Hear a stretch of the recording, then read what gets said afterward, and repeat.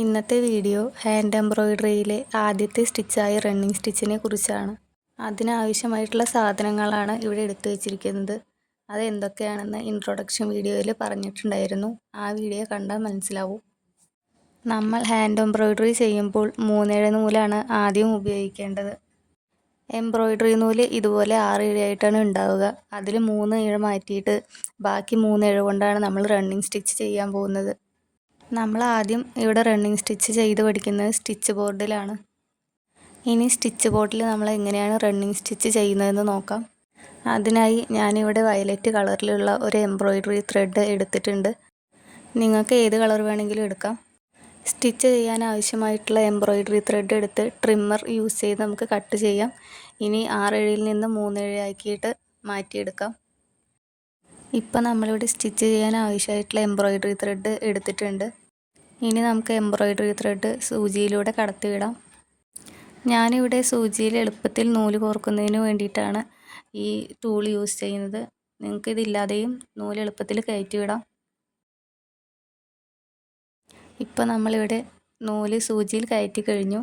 ഇനി നമുക്കിതിൽ കെട്ടിട്ട് കൊടുക്കണം. ഇതിൽ ആദ്യം പറഞ്ഞ പോലെ 3 ഇഴ നൂല് ഉപയോഗിച്ചിട്ടാണ് ഈ സ്റ്റിച്ച് ചെയ്യുന്നത്. അതുകൊണ്ട് ഒരു സൈഡ് മാത്രം കെട്ടിട്ട് കൊടുത്താൽ മതി.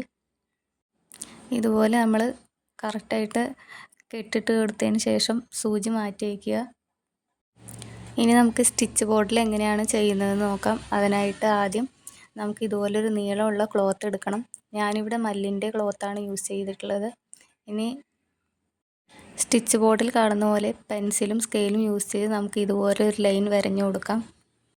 ഇതിലാണ് നമ്മുടെ ഫസ്റ്റ് സ്റ്റിച്ചായ റണ്ണിങ് സ്റ്റിച്ച് ചെയ്യാൻ പോകുന്നത്. അപ്പോൾ നമുക്ക് എങ്ങനെയാണ് ചെയ്യുന്നതെന്ന് നോക്കാം.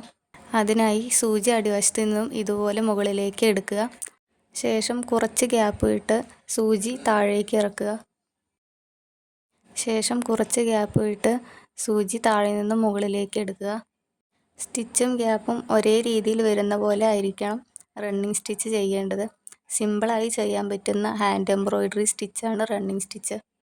റണ്ണിങ് സ്റ്റിച്ച് എന്നത് ഹാൻഡ് എംബ്രോയ്ഡറിയിലെ ഒരു ബേസിക് സ്റ്റിച്ചാണ്.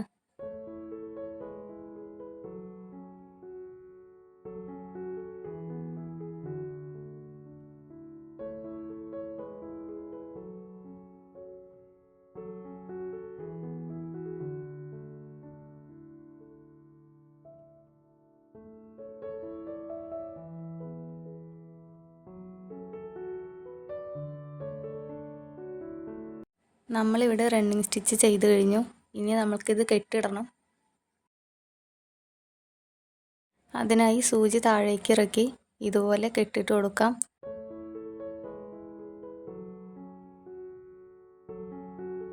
ഇനി നമുക്ക് ട്രിമ്മർ യൂസ് ചെയ്ത് ഇത് കട്ട് ചെയ്തെടുക്കാം. അപ്പോൾ നമ്മളിവിടെ സ്റ്റിച്ച് ബോർഡിൽ റണ്ണിങ് സ്റ്റിച്ച് ചെയ്ത് കഴിഞ്ഞു. ഇനി നമുക്ക് വർക്ക് ചെയ്യാം. അതെങ്ങനെയാണെന്ന് നോക്കാം.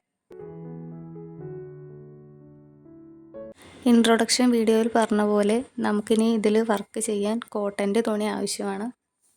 ഞാനിവിടെ എടുത്തിരിക്കുന്നത് മല്ലിൻ്റെ തുണിയാണ്. ഇത് തുണിക്കടകളിലൊക്കെ നമുക്ക് മേടിക്കാൻ കിട്ടും. മീറ്ററിന് 85 രൂപ അങ്ങനെയൊക്കെയാണ് വരുള്ളൂ. നമ്മൾ ഈ വീഡിയോയിൽ കാണുന്ന പോലെ ഈ ക്ലോത്ത് മുറിച്ചെടുക്കുക.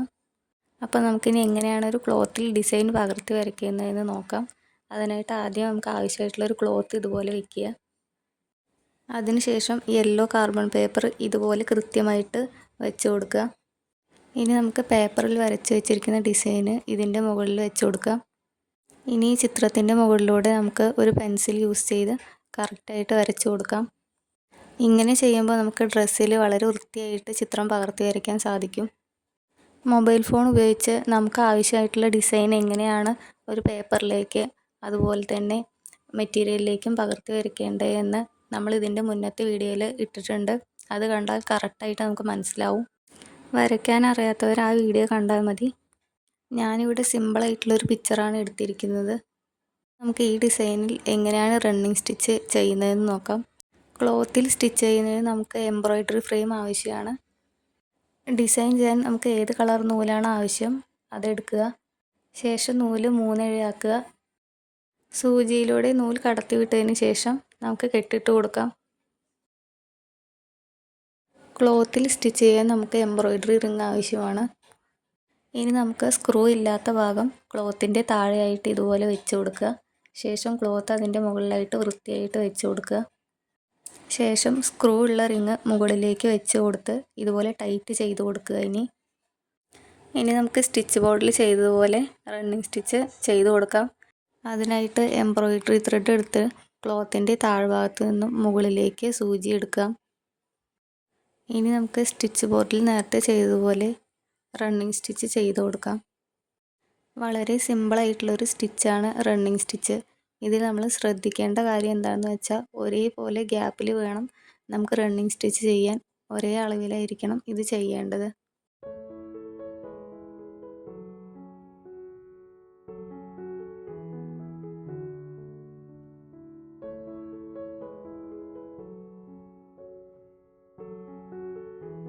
അപ്പോൾ നമ്മളിവിടെ പൂവിൻ്റെ നടുവിൽ റൗണ്ട് ഡിസൈൻ സ്റ്റിച്ച് ചെയ്ത് കഴിഞ്ഞു.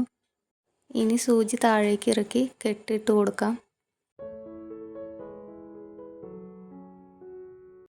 ഇനി പൂവിൻ്റെ ഇതളുകളിലൂടെ ബാക്കി സ്റ്റിച്ച് ചെയ്ത് കൊടുക്കാം. എല്ലാം ഒരേ അളവിലായിരിക്കണം സ്റ്റിച്ച് ചെയ്യേണ്ടത്. അത് പ്രത്യേകം നമ്മൾ ശ്രദ്ധിച്ച് ചെയ്യണം.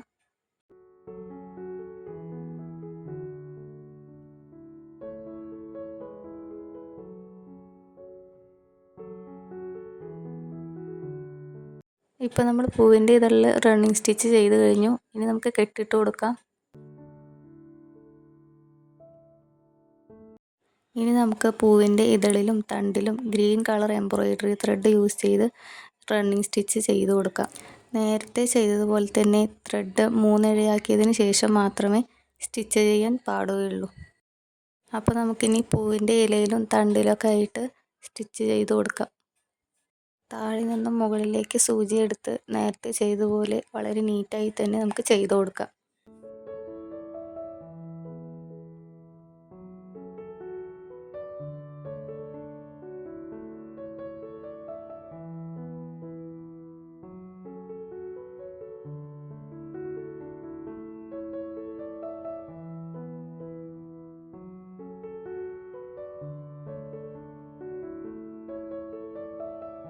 അപ്പോൾ നമ്മളിവിടെ റണ്ണിങ് സ്റ്റിച്ച് ചെയ്ത് കഴിഞ്ഞു. ഇനി സൂചി താഴേക്ക് ഇറക്കി നമുക്ക് കെട്ടിയിട്ട് കൊടുക്കാം.